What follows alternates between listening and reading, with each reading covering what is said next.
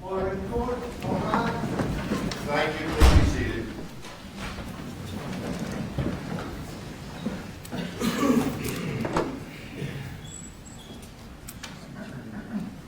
Before we start, gentlemen, welcome Charles. Those of you, thank y'all for coming from O'Reilly. Appreciate it. I will be in your lovely neck of the woods on Monday, but thank y'all for accommodating me. Fortunately, the case we thought we were going to have to try in 2 weeks. We concluded it this week and settled it. So that facilitated a lot of things. But and I thank all the people that have traveled from Ori and other places to be here. One of the things that and I met with some security. I hope they've advised you. One of the things that we have here, one of the policies is we don't permit any phones or recording devices in the courtroom. And so make sure your phones are off, please, and they're not to be used. If they are used during it, if someone reports that to me, I just not something that I relish, but I'll have to find that action is contempt of court, and I don't want to do that. So please help me with that as well. So, and I thank you for accommodating us in that regard. I have had the opportunity, and we've had a pre-trial conference, but we've also had a status conference a couple of weeks ago when I was in O'Reilly, and I have had, you provided me with the file, and I thank you for that, and I've had a chance to review that. The motions of file, the memorandums, any memorandum that's been filed in conjunction with these motions incorporated fully for purposes of review, and certainly entitled to rely on them. But for the purposes of this proceeding today, feel free to state and argue any position you wish to during the presentation. And as we discussed, I have had also the opportunity to review Judge John's order, originally denying it and the basis therefore. And so, and I'm having familiarity with it, having read through the file, I understand the nature of the charges. And so, solicitors, we discussed, rather than let you start and giving a brief overview of it, I think we'll just go directly to the Yes, defendants, sir. and then let the state respond for their arguments. Yes, sir. If that's agreeable. Yes, sir. All right, and let the record reflect that both Ms. Moore and Mr. Moore are present and with counsel. Whichever you wish, Mr. Truslow, you wish to proceed. Yes, sir, we agreed that we would proceed that way if it's all right with the court. That is perfectly fine with me. If you would, identify yourselves right now for the purpose of the record and the parties that you're representing. We'll start with Mr. Truslow since you're standing. Yes, sir, Your Honor. And Your Honor, just for a clerical matter, I did give the clerk of court the indictment numbers and the indictment just in case, so we can reference it for the record. Thank you so much, Solicitor. Your Honor, Kirk Truslow, here representing Mr. Sidney Moore in this case. We're here today for a reconsideration of bond. May I please go, Your Honor? May I just approach the court? Absolutely, yes, sir. I don't know if she and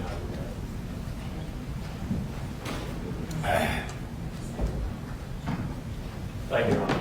Sir. May it please the court, Your Honor. I'm Greg McCollum for the defendant, Tammy Moore. Okay. Solicitor.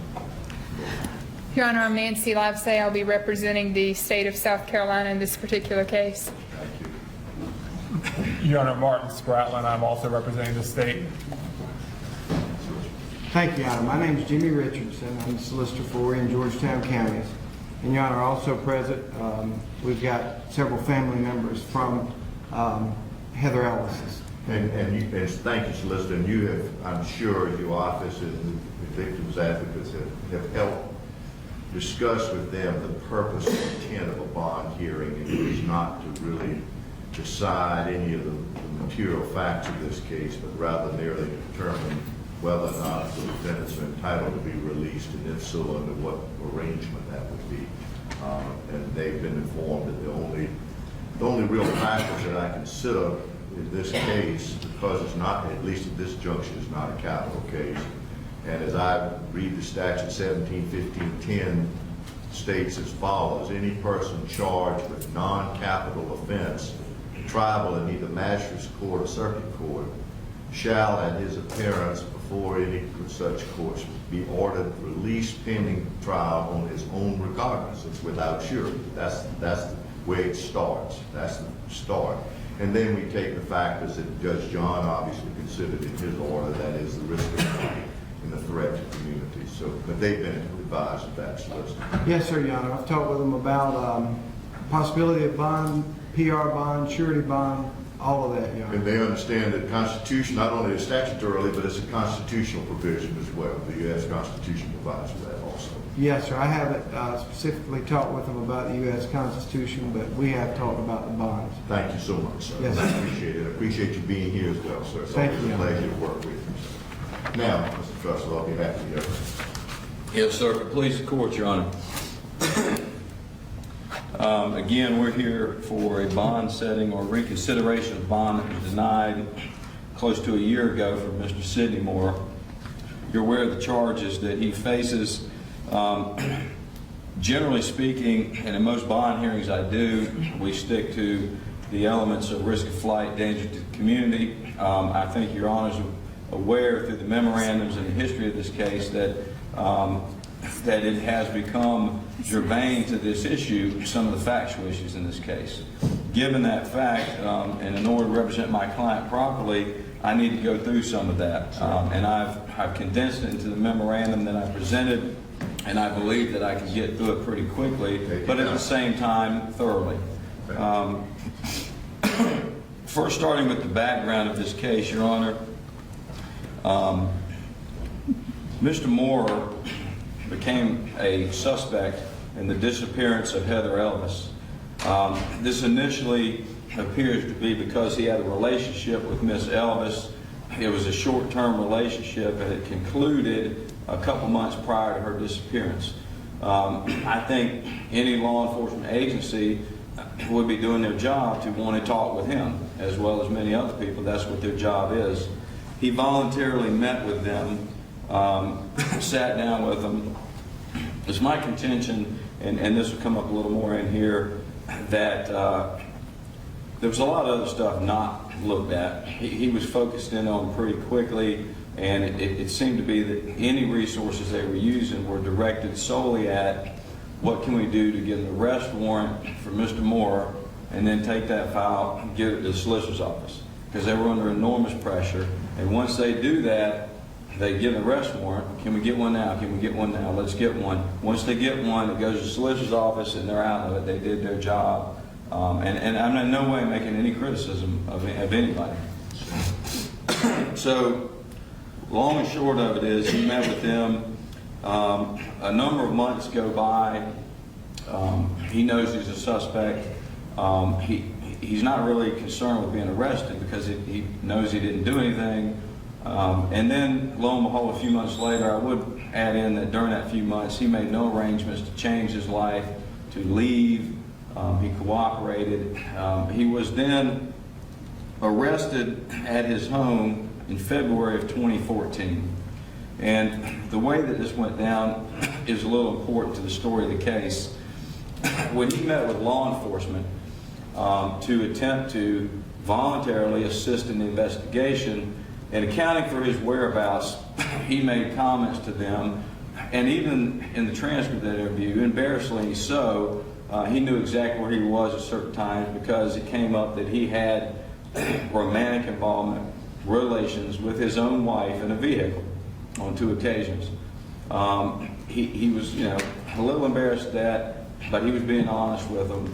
Lo and behold, months later after that interview, they came to his home and arrested him for indecent exposure based upon him saying that he had had relations with his own wife at some point in time, somewhere unbeknownst to anybody else, between he and his wife in a vehicle.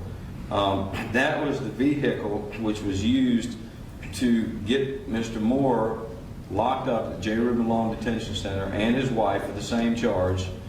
And it also allowed them the opportunity to search his property and his home, to which a search yielded no evidence.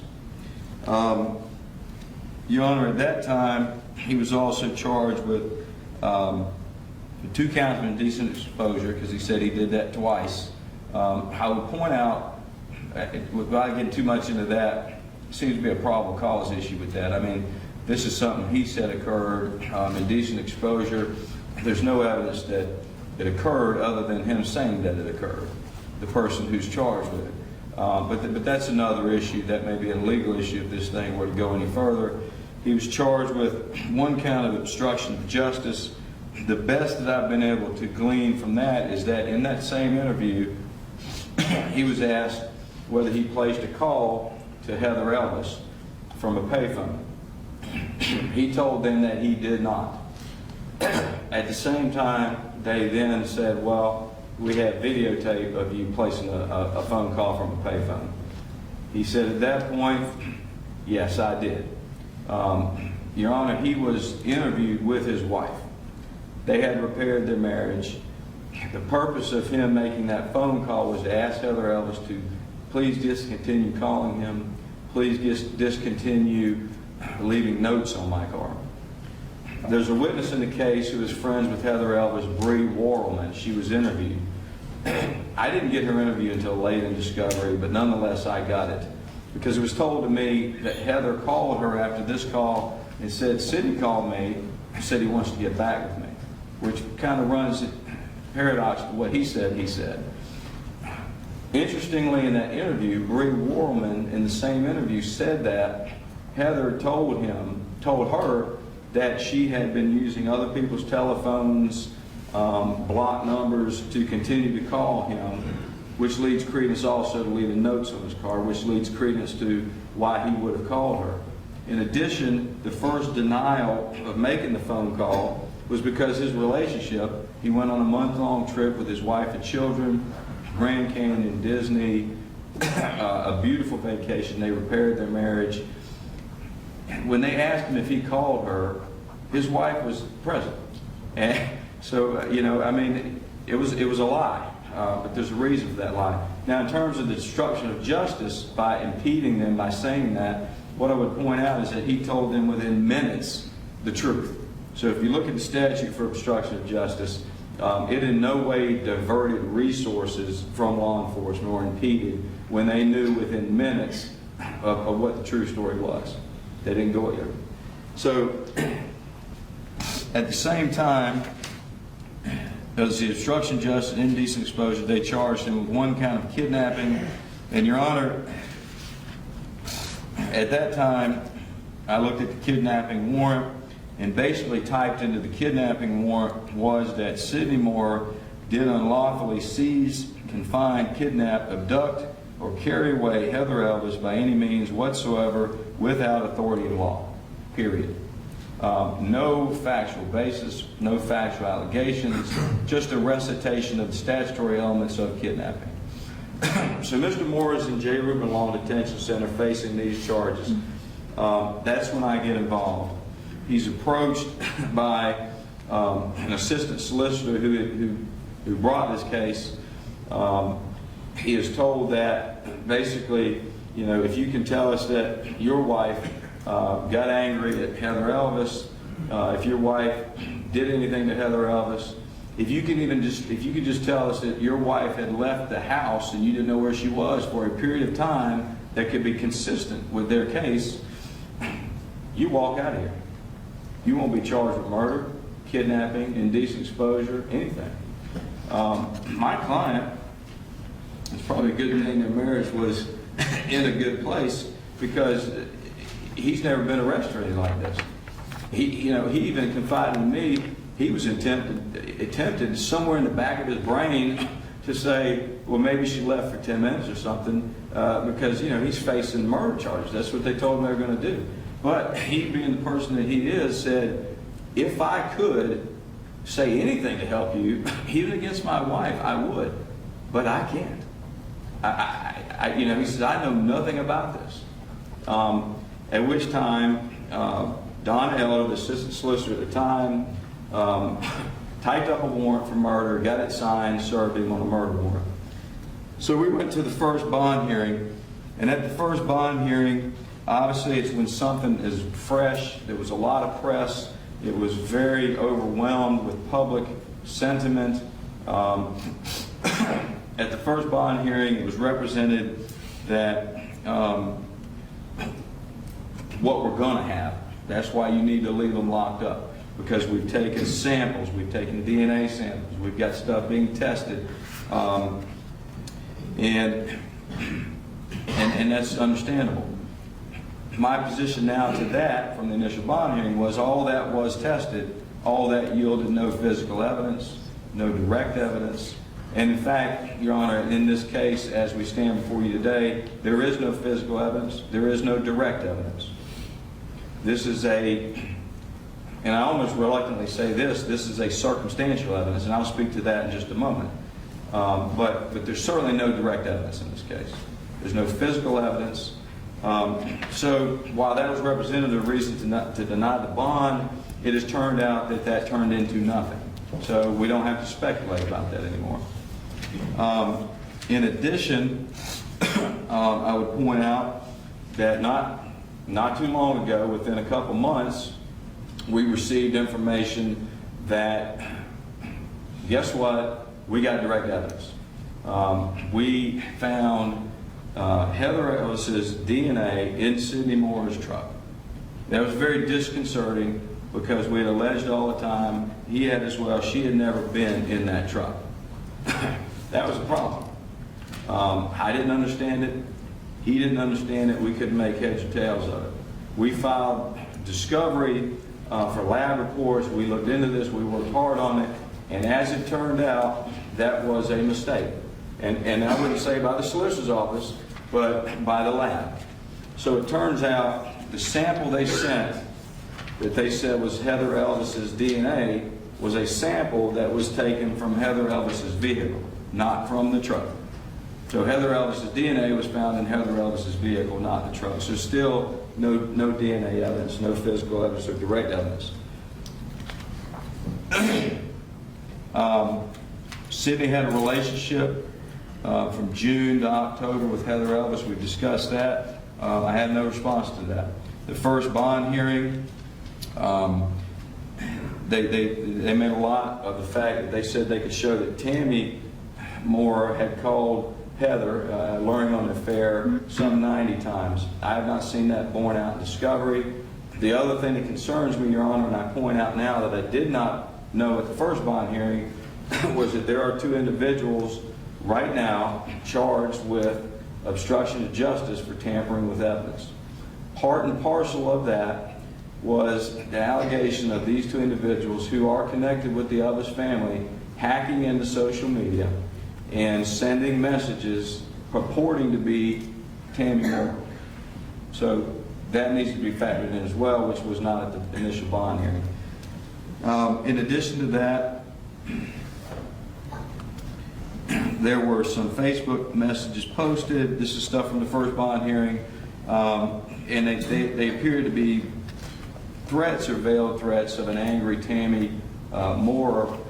One thing I would say is that it is what it is, but I would point out, number one, that none of this came from my client. There's no evidence that he ever threatened her via social media, via phone call, and in fact, he has been represented, as I put in the memo, by people who know him, and even one law enforcement individual who had worked with him as appearing to be a non-violent individual. In an attempt to they were trying to profile him, and that's what they got from that. So, in regards to that, and for Tammy's sake, and that's Mr. McCollum's job, but I would also point out again the hacking issues that we know 2 individuals are facing charges for doing that. So I don't know whether those came from Tammy Moore at all, and I don't mean to even intimate that. What I do say is that we know they didn't come from my client. In regards to risk of flight, danger to the community, at the first bond hearing, Donna Elder, the assistant solicitor, made a big deal that they were gone from Horry County for a month. Judge, they were gone on this vacation from Disney to Grand Canyon, and everywhere else in between. It was a lovely vacation with their children. And quite honestly, that's really borne out in discovery, because when they went through Facebook, social media, all the cell phones, we got boxes and boxes of tens and thousands of photographs downloaded that they had to send us that were all photos from Disney, from Legoland, from the Grand Canyon. It's all there. There was a photograph at the first bond hearing, 2 of them, that the solicitor said we need to not have a bond because they have a fascination with guns. That was based upon 2 photos out of tens of thousands, where at some point along the line, them as husband and wife had took a picture holding a pistol. And that was purported to be showing the court that they have a fascination with weapons. And I just, in the memorandum, I called it pathetic. I just don't see that. And so, in addition to that, Your Honor, probably one of the purportedly most damning issues at the first bond hearing was that the state told the court, they did it as tactfully as they could, but the way they presented to the court and what they led the court to believe was that we have videotape from surveillance cameras in the area during the time when they say Heather Elvis went to this boat landing. We have videotape of Sidney Moore's truck driving that way and driving back within the relevant time period. Your Honor, I investigated that, got right on it. What I can tell you is this. They said that they had, at the bond hearing, FBI enhanced this video. They then said that the MATE team was able to identify 7 characteristics of the vehicle. Because, Your Honor, as an officer of the court, if you look at the video, it is not discernible by the human eye. It is a black motorized vehicle, or kind of a blob that's just going by and coming back. They said that using lighting and whatever, they came up with 7 characteristics. And this science is known as photometrics. So number one, I learned FBI was unable to enhance the video. It never was enhanced. I put in the memo that the 7 characteristics that were delineated by law enforcement was done by the MATE team. Your Honor, the MATE team, to my knowledge, has never been qualified as an expert in photometrics. And in fact, their mission statement on the Highway Patrol website is that the MATE team investigates complicated vehicle crashes using state-of-the-art technology and analysis to reconstruct the scene. I have never known them to even engage in this type of science. From that, the assistant solicitor got law enforcement to say, well, it's a 2014, 2015 vehicle. I think they were really going with what his vehicle looked like. They looked at the DMV records and found 82 2014 or 2015 F-Ford 150 trucks. They represented the first bond hearing to the court that we went out and visually inspected every 82 truck, and Mr. Moore's truck was the only truck that had all 7 characteristics. What I learned subsequent to that bond hearing is that they did not visually inspect 82 vehicles. Many of those vehicles they looked at were by people who weren't around and sent them in a photograph of their truck. Things along that line. I engaged an expert witness who he's an expert in the area of photometrics. He ran the FBI laboratory for 25 years. He has actually testified for the government more than the defense.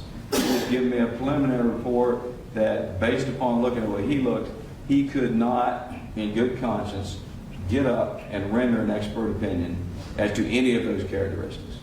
The other thing he pointed out was, he said, and that should be good enough. And he had no dog in the fight. Like I said, he worked for the government and has testified for the government as much as the defense, if not more. He also said, why do you draw a circle around Horry County?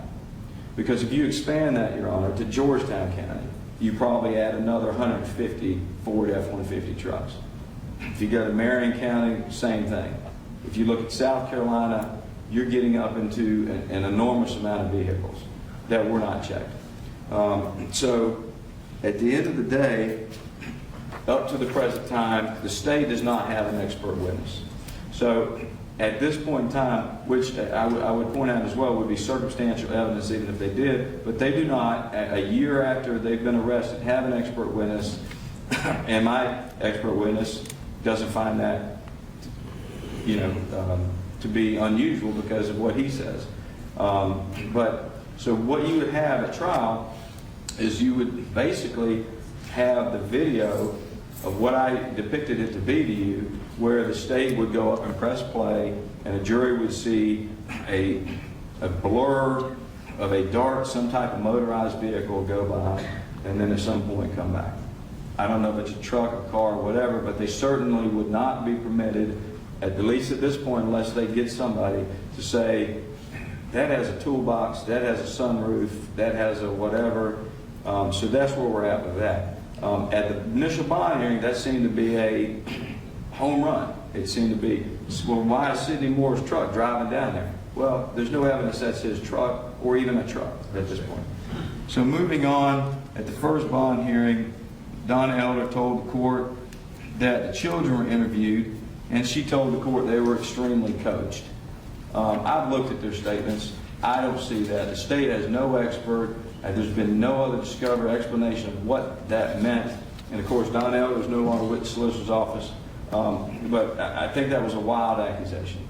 I don't know what it means to be extremely coached, but certainly there's been no explanation of what that means. At the first bond hearing, Ms. Elder told the court that the very next day the Moores made a large cash withdrawal from the bank. Even in that hearing, I stood up and said, because I knew that's not true, and it kind of got washed over. I can tell you, Your Honor, there's no evidence of that. They made no cash withdrawal the next day. Again, at the first bond hearing, they made a big deal of the Moores making their way into Mexico without a passport. Your Honor, they took a cruise. Anybody that takes a cruise, you don't need a passport. You stop in port at any of the places in Mexico, the Virgin Islands, you get out for 8 hours, you walk around. That was put to the court to be like, well, they could flee the country. Yeah, I guess you could if you took a cruise, just didn't get back on the cruise ship. But it was not put across like that. It was like they made their way to Mexico, they know how to get around. My client does not possess a passport.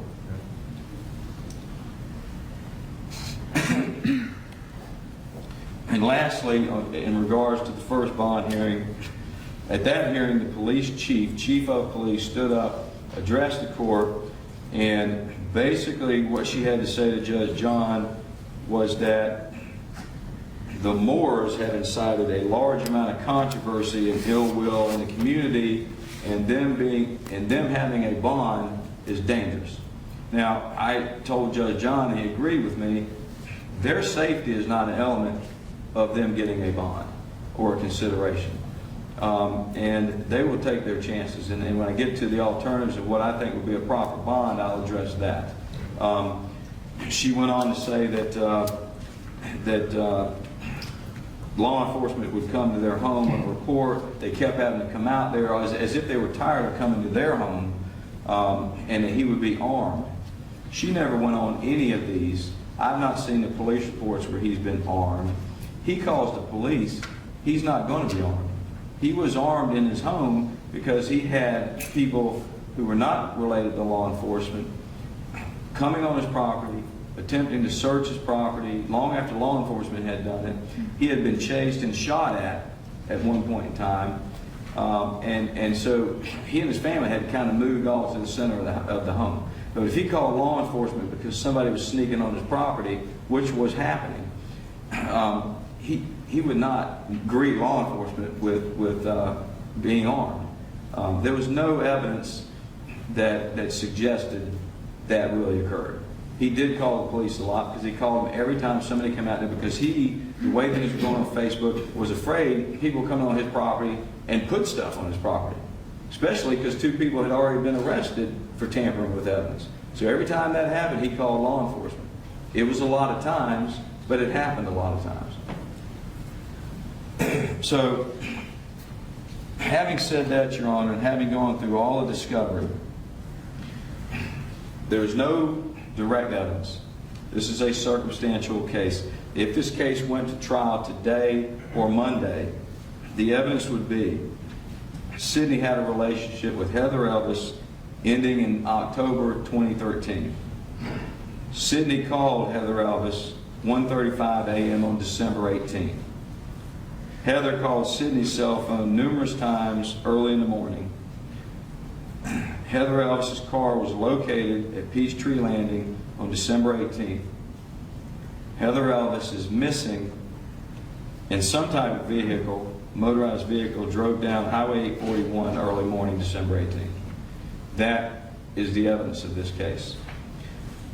Your Honor, and I'm about done, I was involved in the trial back in June and had to get very familiar with the latest cases that have come out on substantial circumstantial evidence. And in fact, that was a murder case and it was a directed verdict granted. Mr. Tressler, I appreciate that, and this, I don't need to hear that Yes, at this point. All right. Because that part will definitely be involved in the trial, and I'm very well aware of the substantial, circumstantial evidence required. Yes, sir. So, what I am going to leave out and then move right to what I'm going to leave out, unless it comes up from the state, is in those cases, you look at alternative things that could have happened, alternative suspicious things. In the memo that I gave you, I listed 4, I think 5.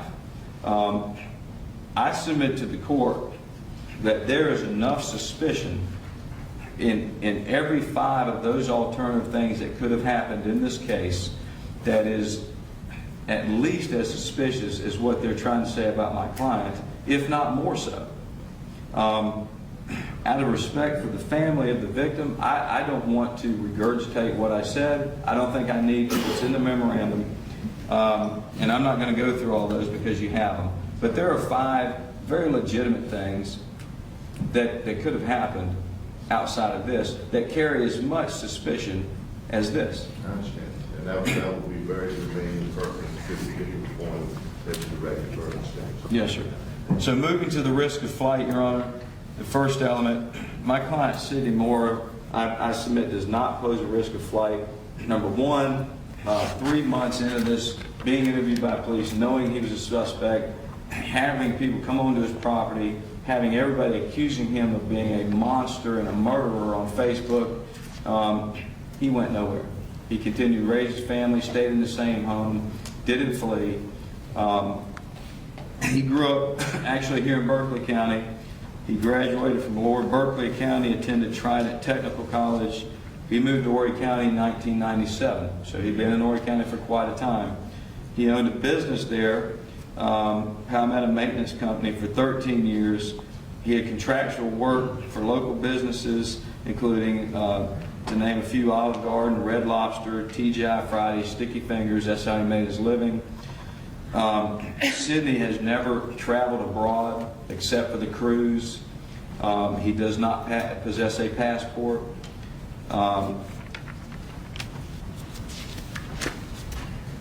And that's really all I can say about that.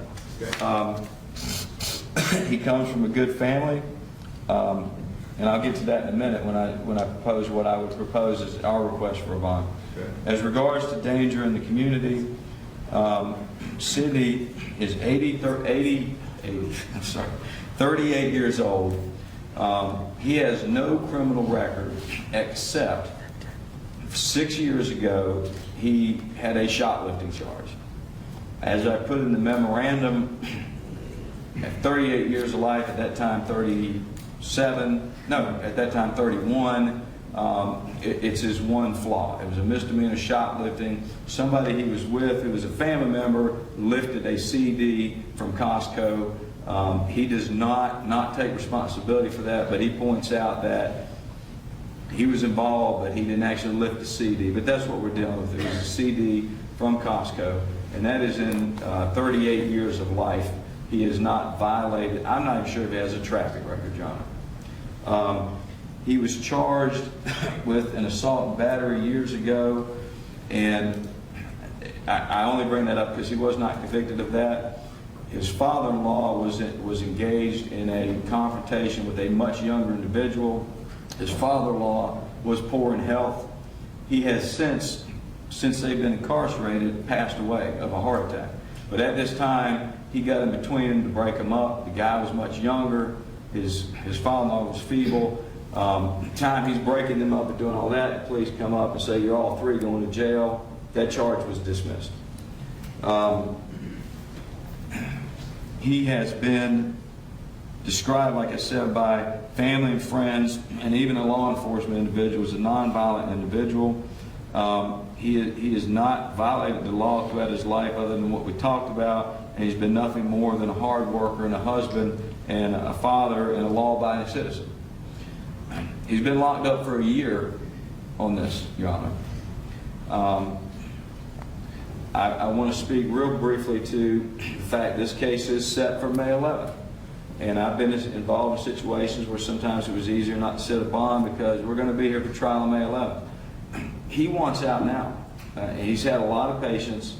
He said he didn't do this. I believe him. And there doesn't appear to be evidence. And he thinks a year is enough. He misses his children. He is tired of talking to his children through a wall of visitation. They are not doing as good as they could do in school because they were very involved in their homework and their studies. They were a very tight-knit family. What I'm asking for in this case, Your Honor, is a personal recognizance bond with a significant monetary amount attached to it. And I would even go a bit further to say, number one, his parents are very well-respected people in their community in Berkeley County. I think that they would be willing even to sign on to a PR bond with a financial stake if something went wrong and be indebted. I don't know if Your Honor are required to do them, but I know they would do that. In addition to that, Your Honor, we do not oppose, I don't think it's necessary, but I would not oppose home detention or some kind of ankle monitoring, provided he could work, because he needed to work. The reason I'm asking for the PR bond is because he's lost everything. Everything. He has no money left. He's lost his business contracts, everything. And he sat there for a year. That should account for something. He has a residence that is available for him to live in. And I did mention this to Mr. Richardson. It is in Berkeley County. His grandmother's home is vacant. He could live there. It's in close proximity to his parents. He could at that point then as well remove his children from Horry County and have them here, get them in public school, because they can't go to public school in Horry County. Because there have been Facebook posts for other children. If you see those children, ask them what they know about the case, see if you can get anything from them. So they're not in public school. They could get removed from that situation. He could be removed from Horry County until this matter is tried. He could be in close proximity to his parents, who could sign on to the PR bond as well. If you want electronic monitoring, that really obviates the need for a large monetary bond as well. Plus, you've got other people who signed on to it.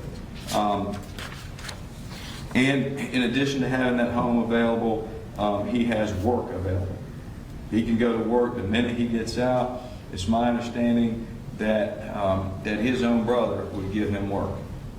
So he could get back to work and be steadily employed while we're waiting and working through this.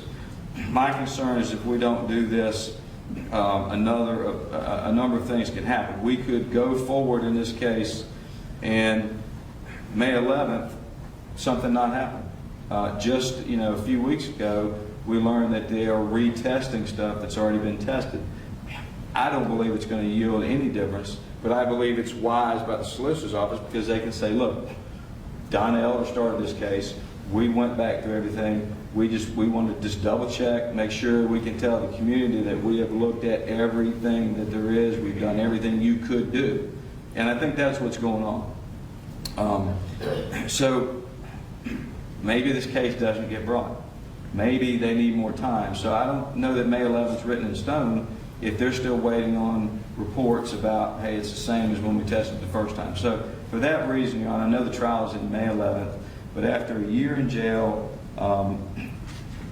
having done nothing, and I believe that, and from what I see from the evidence, I believe that, he has spent a year, and his patients have run thin.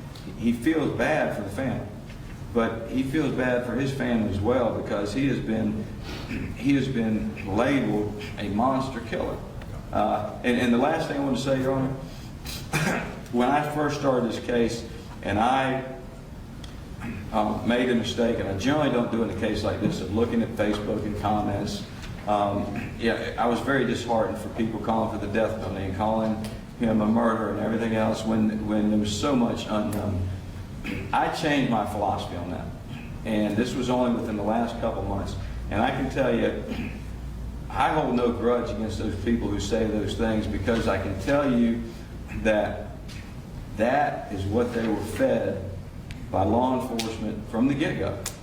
Now, if I'm in that position and I've lost my daughter and I don't know what's happened, and I'm told we got the guy, that's what I'm going with, and I get that.